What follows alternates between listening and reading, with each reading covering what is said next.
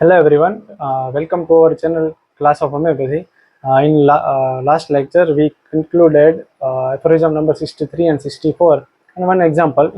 Mainly in this lecture, primary action and secondary action જે છે એમની એક્ઝામ્પલ્સ છે એ જ મેઇનલી જોવાના છે આપણે કે એક્ઝામ્પલ્સ શું શું હોઈ શકે પ્રાઇમરી એક્શન અને સેકન્ડરી એક્શનના. તો પહેલાં આપણે એન્ટીપેથિક મોડ ઓફ ટ્રીટમેન્ટનું એક્ઝામ્પલ જોઈએ કે એન્ટીપેથિક મોડ ઓફ ટ્રીટમેન્ટમાં મેઇનલી શું હોય કે સપોઝ એક એક્ઝામ્પલ આપું તો કોઈ એક હાથ છે જે આપણે અત્યારે નોર્મલ ટેમ્પરેચરમાં છે, તો કોઈ એક હાથને આપણે ગરમ પાણીમાં નાખીએ બોળીએ તો એ બીજા હાથ કરતાં એ પ્રાઇમરી એક્શનમાં શું થશે કે વધારે વાર્મ થઈ જશે, વધારે હીટ થઈ જશે. હવે જો થોડી વાર પછી એને બહાર કાઢી લઈએ શું થાય કે પહેલાં કરતાં હીટ થઈ ગયું, હવે ધીમે ધીમે કૂલ એન્ડ ડ્રાય થશે તો નોર્મલ ટેમ્પરેચરમાં આવશે, એના કરતાં વધારે પાણી બીજા હાથ કરતાં કોલ્ડ થશે. આ છે એન્ટીપેથિક મોડ ઓફ ટ્રીટમેન્ટ. હવે જો એવી જ રીતે હોમિયોપેથીમાં જોઈએ આપણે કે એમાં કોઈ એક્ઝામ્પલ આપણે લાસ્ટ ટાઈમ જોયું હતું કે ડાયરિયાનું એક્ઝામ્પલ હતું કે જેમાં શું થાય કે ડાયરિયામાં હોય તો સિમિલી બસ આપીએ તો ડાયરિયા પ્રોડ્યુસ થશે હોમિયોપેથી એગ્રાવેશન તરીકે. એટલા બધા નહીં કે જે પેશન્ટને વધારે સફર કરે. તો સેકન્ડરીમાં શું થશે, હોમિયોસ્ટેસિસ લાવશે. એવી રીતે જો બીજું એક્ઝામ્પલ લઈએ કે કોઈ એક પર્સન છે એ સ્ટ્રોંગ કોફી પી લે, સ્ટ્રોંગ બ્લેક કોફી એક કપ ભરીને, તો શું થાય કે પ્રાઇમરી એક્શનમાં મોર એનર્જેટિક, મોર એન્થુઝિયાસ્ટિક અને મોર વાઇવેસિયસ થઈ જશે. કે કામ જ કરવું છે એમ વધારે એનર્જેટિક ફીલ કરશે. એ શું કે આખો દિવસ એવી એનર્જેટિક જ ફીલ કરશે કે વધારે કામ કરીએ કે વધારે કામ થઈ જાય આપણે, બરાબર. બટ ઇન સેકન્ડરી એક્શન શું થશે કે દે વિલ બી મોર સ્ટુપીફાઈડ, એટલે કે કાંઈ કામ નથી કરવું, કે રેસ્ટ કરવો છે, કે કામ કરવાનું મન નથી થતું, ઈચ્છા નથી થતી, કે ઊંઘ આવ્યા રાખે છે. આવી બધી સેકન્ડરી એક્શનમાં થશે. આ શું એન્ટીપેથિક થઈ ને કે સ્ટ્રોંગ કોફી પી લીધી કે જે સીએનએસમાં ડિરેક્ટ એક્શન કરે કે જે ડિરેક્ટ છે એ એન્થુઝિયાસ્ટિક મોર વાઇવેસિયસ આપણને ફીલ કરાવે. બટ ઇન સેકન્ડરી એક્શન એ બધું સ્ટુપીફાઈડ થઈ જાય. જેટલા આપણે એનર્જેટિક કોફી પીધા પહેલાં હતા એના કોફી પીધા પછી એનાથી પણ વધારે સાવ સ્ટુપીફાઈડ થઈ જશું, એમ કે રેસ્ટની આપણને જરૂર પડે જ. ત્યારે મગજ પણ કામ ના કરે, એમ કે સાવ કામ સ્ટેટમાં હોય છે, સ્ટુપીફાઈડ સ્ટેટમાં હોય છે. અને બીજા એક્ઝામ્પલ્સ પણ આ એફોરિઝમ નંબર 65માં આપેલા છે. બીજા કોઈ એવા ખાસ એક્ઝામ્પલ નથી કે આપણે જોઈ શકીએ, એ એક વખત જોઈ લેવા. ઇન એફોરિઝમ નંબર 66 આમાં મેઇનલી એક્ઝામ્પલ છે એક્શન ઓફ મેડિસિન્સ.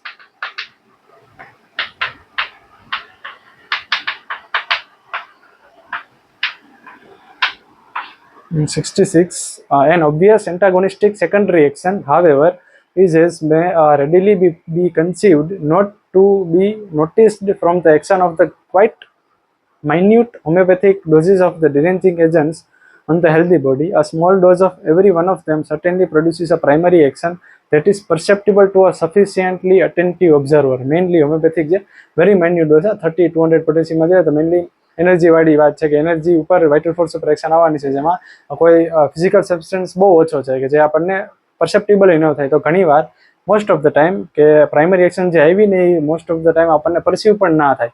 અને with the sufficiently attentive observer એ માઇન્યુટલી ઓબ્ઝર્વ થઈ શકે, હા આ પ્રાઇમરી એક્શન આવી કે આ પ્રાઇમરી એક્શન થઈ.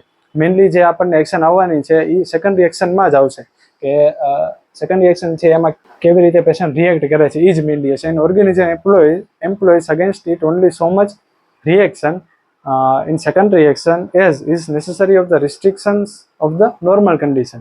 એટલે આમાં શું કરે છે, આપણે વાત થઈ એમ હોમિયોપેથીમાં કોઈ એવું સિવિયર એક્શન નહીં આવી જે સેકન્ડરી ક્યુરેટિવ એક્શન કે જે વધારે પેશન્ટને સફર કરે, પણ એટલું જ આવશે કે જે હોમિયોસ્ટેસિસ એટલે કે બેલેન્સ મેન્ટેન કરે.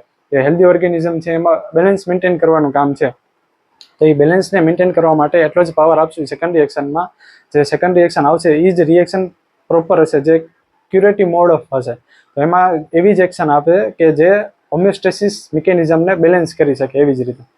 સો in this lecture mainly aphorism number 65માં એક્ઝામ્પલ્સ અને 66ના ઇન એફોરિઝમ નંબર 67માં એક અલગથી આપેલું છે કે જેને આપણે સસ્પેન્ડેડ એનિમેશન કહીએ. સસ્પેન્ડ એનિમેશન શું છે જોઈએ આપણે. In aphorism number 67, this incontrovertible truth which spontaneously offers themselves to our notice in nature and experience explain to us the beneficial action that takes place under the homeopathic treatment, whilst on the other hand they demonstrate the perversity of the antipathic and palliative treatment of the disease with antagonistically acting medicines.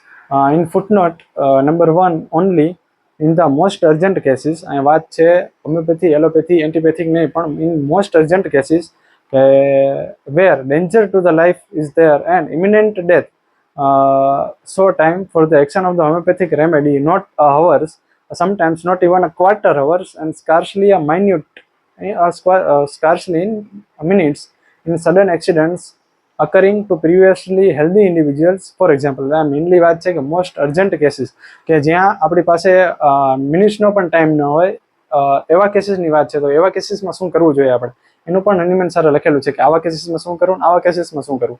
તો in this mode of cases, for example, in accidents occurring to previously healthy individuals, in asphyxia and suspended animation from lightning.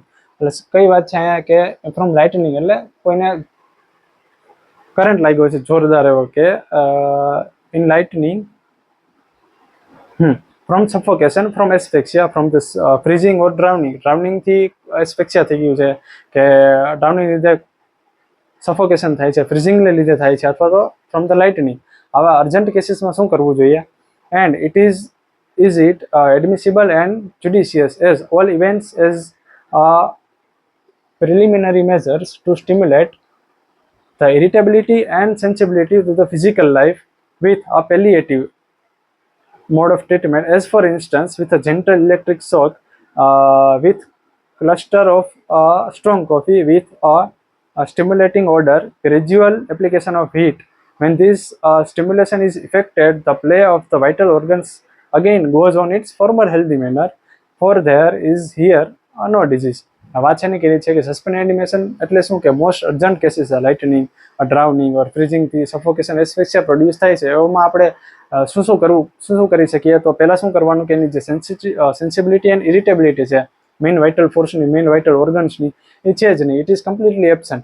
એના માટે શું કે કોઈ એવી gentle palliative mode of treatment આપીએ કે જેનાથી પહેલાં એ અરાઉઝ થાય, એનાથી વાઇટલ ફોર્સ અરાઉઝ થાય, અને જે સેન્સિબિલિટી છે ને ઇરિટેબિલિટી છે એ પહેલાં અરાઉઝ થવી જોઈએ, પછીથી એક્શન આપવા માટે હશે કેપેબલ. તો એના માટે કોઈ સ્ટ્રોંગ કોફી છે, કે કોઈ જેન્ટલ હીટ છે, જેન્ટલ મસાજ છે, આવી કોઈ પણ પેલિએટિવ મોડ ઓફ ટ્રીટમેન્ટ શરૂઆતમાં આપવાની. then to be removed, but merely an obstruction and suppression of the healthy vital force is to be removed. To this category belong a various antidote to a sudden poisoning. Even sudden poisoning છે, કોઈ snake poison છે, કે કોઈ બીજા કોઈ પણ poison છે, કોઈ એસિડ પી લીધું હોય, કે કોઈ ફિનાઇલ કે કાંઈ પણ એવું પોઈઝનિંગ થઈ ગયું છે, એના માટે શું કરવું જોઈએ? આલ્કલીસ, એના માટે એન્ટીડોટ પણ આપેલા છે કે કેવા પોઈઝન માટે કેવા ટાઈપનું એન્ટીડોટ આપણે યુઝ કરી શકીએ. જેમ કે alkalis for the mineral acids, ઇપાર્સલ for the metallic poisoning, and coffee and camphor for the poisoning by the opium. ઓપિયમનો ઓવરડોઝ થઈ જાય છે તો સ્ટુપીફેક્શનમાં આવી જાય. આપણે ઇન લાસ્ટ લેક્ચર્સમાં વાત થઈ છે કે આપણે સ્ટ્રોંગ કોફી દઈએ કે આવા કોઈ પણ ઓપિયમના કોઈ પણ ડોઝીસ એક્સિડેન્ટલી ઓર એવી રીતે થઈ ગયું હોય, તો એના માટે પહેલાં શું કરવાનું? પેલિએટિવ મોડ ઓફ ટ્રીટમેન્ટ આપવાની.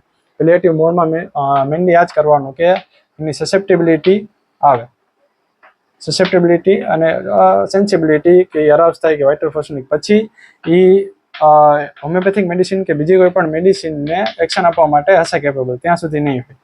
Right. So in this lecture we have mainly 65, 66 and 67th એફોરિઝમ, કે જેમાં મેઇનલી આપણે સસ્પેન્ડ એનિમેશનની વાત કરી. So guys, thank you for watching.